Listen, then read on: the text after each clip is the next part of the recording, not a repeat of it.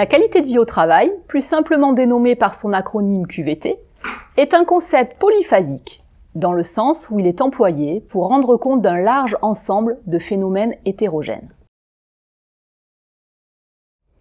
D'un point de vue médiatique et politique, la QVT émerge au début des années 2000 avec l'ANACT, l'Agence nationale pour l'amélioration des conditions de travail, qui lance la semaine pour la QVT dans un contexte où la santé psychique au travail est devenue peu à peu un enjeu majeur pour les entreprises.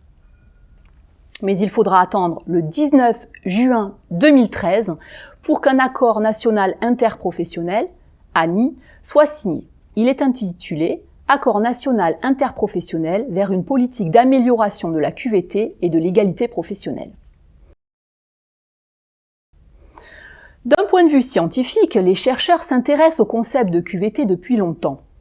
La QVT tire ses fondements notamment du courant des relations humaines qui s'est développé au cours du XXe siècle avec Elton Mayo ou encore de la psychologie positive avec Seligman.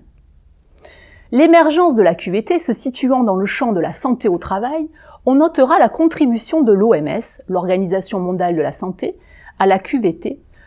avec notamment la définition donnée à la santé, définie comme étant un état complet de bien-être physique, mental et social, et ne consiste pas seulement en une absence de maladie ou d'infirmité. Ainsi, de même que la santé doit être considérée comme la présence d'un état positif s'ajoutant à une absence de maladie, le travail ne doit plus seulement être réduit aux risques pesant sur la santé des individus, mais plutôt viser à favoriser le bien-être des salariés. Enfin, au-delà du concept, la QVT est surtout aujourd'hui un objectif à poursuivre pour les organisations à la recherche de dispositifs permettant de concilier la performance de l'organisation et le bien-être des salariés. Ainsi, plusieurs facteurs organisationnels impactent la QVT, comme par exemple la qualité de l'engagement à tous les niveaux de l'organisation, la qualité de l'information partagée au sein de l'organisation, la qualité des relations sociales et de travail, la qualité du contenu du travail,